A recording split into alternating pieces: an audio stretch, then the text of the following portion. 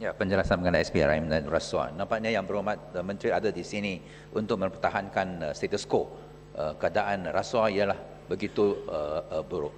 Ada satu opinion poll baru-baru yang menunjuk bahawa 70% rakyat Malaysia tak percaya mengenai berkesanan SPRM, walhal 76% rakyat di Indonesia percaya ada keyakinan mengenai usaha memberang rasuah oleh KPK atau Komiti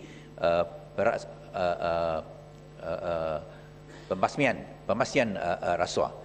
Dan baru-baru ini kita lihat apa yang berlaku di Indonesia, di mana sejuta orang dalam menyertai Facebook adalah protes menyokong KPK oleh kerana KPK sangat berjaya untuk melawan rasuah. Dan apabila ada usaha konspirasi menjatuhkan KPK, pihak polis, KPK, Jabatan Peguam Negara, rakyat menjadi memberi sokongan. Tetapi di Malaysia, kalau ada protes civil society, mereka ialah akan protes mengenai keupayaan MACC, SPRM untuk melawan rasuah.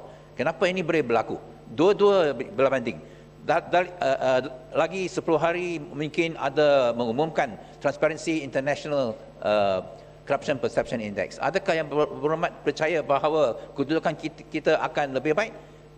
Tentulah Indonesia nampaknya akan lebih baik. Bukankah ini menunjuk bahawa SPRM sudah gagal sungguh pun memula operasi 1 hari bulan Januari untuk memerangi rasuah menjadi kekspor sahaja Barisan Nasional terhadap Pakatan Rakyat? Tuan Ketua, Yang Berhormat nak cadang suruh tutup SPRM kan? Kita tidak ada masalah. Saya telah sebut sebentar tadi, iaitu bahawa apa juga opinion poll, survey, ya, ini akan menjadi fakta-fakta atau factors yang akan memberikan kita kesungguhan lagi untuk kita melaksanakan tanggungjawab SPRM ini. Saya tidak mahu membandingkan kita SPRM kita dengan mana-mana Suruhanjaya lawan rasuah di mana-mana negara. Kerana masalah ialah masalah kita mesti perang rasuah dalam negara kita. Saya kira perkara yang boleh kita bantu SPRM yang ialah untuk memberi galakan kepada mereka, supaya mereka akan dapat menjalankan tanggungjawab tugas mereka dengan baik untuk kita memerangi rasuah.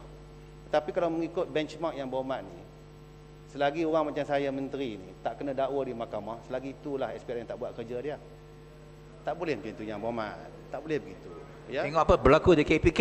Ada governor, ada provincial governor, ada bank governor, ada menteri. Mana di sini? Ikan you, semua bebas. Okey, sekarang Yang Berhormat cadang pada saya, governor mana yang nak kita tangkap, kita dakwa. Kalau kita dakwa dia bawa ke mahkamah, bukti tidak ada, itu kerja bodoh. Semata-mata kerana Parkland Free Zone. Kenapa tak ada orang yang diambil tindakan? 2.5 bilion ringgit Parkland Free Zone scandals. Sudah berapa tahun? PAC report bukan baru, ini perkara yang lama. Yang Berhormat, ya.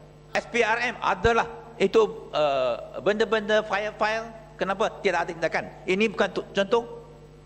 dia Yang Berhormat, kita kena buat pengkajian yang mendalam untuk menyiasat supaya kalau kita bawa kes-kes ini, ya, pastikan 90% kita boleh dakwa dan dapati salah, baru kita dakwa. Kerana sebab kalau kita ambil lewa penyiasatan, ya, mangsanya ialah kepada orang yang tidak bersalah. Banyak contoh telah ditunjuk, seperti Menteri Kasitah Gadang, akhirnya ditepati tidak bersalah, walaupun telah pun meletak jawatan ketika didakwa, hilang kerusi untuk bertanding, ya. Jadi kita kena siasat betul-betul. Dan Yang Berhormat pun tahu PAC ini terdiri juga dianggoti oleh Kepong dan juga tak silap saya yang lambai-lambai itu, yang jambu tu belah sana. Jadi mereka membuat penyiasatan yang mendalam. Jadi kalau terlambat sedikit untuk mengemukakan laporan, dan hari ini ada cadangan daripada laporan itu ditandatangani oleh semua ahli PAC. Ya, kenapa perlu tunggu PAC?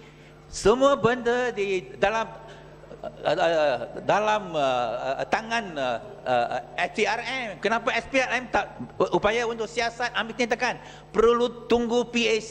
Ini menunjuk kegagalan, tak guna SPRM, bukan? Jadi Yang Mohamad nak suruh SPRM tak hormat PAC lah.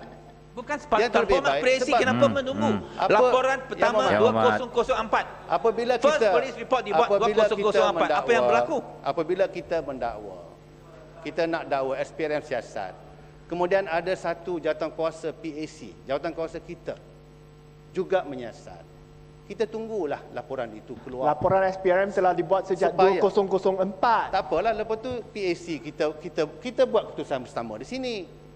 Ya, bahawa walaupun SPRM sudah membuat laporan menyiasat, tapi kita mau juga PAC menyiasat. Jadi ini keputusan kita. Kalau SPRM ambil tindakan tanpa menunggu PAC, kita kata tak hormati pula Parlimen. Jadi semua ini kita kena jaga. Kita menghormati. Ini PAC satu dalam kuasa saja. Adakah Yang Berhormat Menteri bersetuju bahawa laporan PAC disokong oleh Dewan Yang Mulia ini? Semua ahli-ahli Parlimen bersetuju. Adakah rela satu usul dibahas dan dilulus? Nak bahas apa, kita dah setuju. Itu PAC report. PAC dilantik oleh kita dan kenyataan telah dikeluar oleh Perdana Menteri, Timbalan Perdana Menteri, dan saya selaku Menteri yang menjaga undang-undang. Saya kata apa yang nak tahu tentang PAC itu semua verbatim. Itu semua ada. Pergi baca situ. Dan kalau sekiranya perlu melakukan pendakwaan, kita akan buat. Kerana itu dicadangkan oleh Parlimen. Tidak pernah kita kata kita tak akan ikut apa PAC buat. Tidak. Kalau sudah menjadi laporan PAC, itu laporan kita. Dan kalau cadangan ialah untuk mendakwa seperti yang disebut, kita akan teruskan. Mengapa perlu kita halang? Dan tidak ada kenyataan pun dikeluar oleh pihak kerajaan eksekutif yang mengatakan kita tidak setuju dengan PAC. Tidak ada. Yang Hormat. Ini PAC bukan laporan kita, laporan PAC. Kalau tadi laporan Dewan perlu satu usul. Kenapa tak berani? Oleh kerana ada ahli-ahli Parlimen yang tak sokong. Adakah ini sebab? Saya tak faham. Bila kita buat Suruhanjaya, dia suruh tunggu PAC. Mana menteri tak faham ni? Dia suruh tunggu PAC pula. Lepas tu bila PAC lapor, nak suruh bahas pula. Mana tak percaya pada PAC? Ya, yang sama ada Dewan setuju tak setuju. Tentulah ada BBC check. Adakah pengerusi BBC? Yang Hormat. Amalan dalam Parlimen kita, setuju tidak setuju. Kalau majoriti setuju, yang tak setuju pun kena dengar cakap. Apa pasal nak ni? Ya. Yang Hormat. Kita sudah setuju. Kita telah bersetuju nak buat usul apa? Yang nak buat usul tu kalau dia tidak bersetuju. Tapi kalau tidak ada usaha untuk nak membahas kerana tidak bersetuju, bermakna kita bersetuju semualah. Jangan buat kerja bodoh, Tuan Ketua. Saya akan menjawab yang selebihnya secara betul. Dah habis Yang Hormat dah.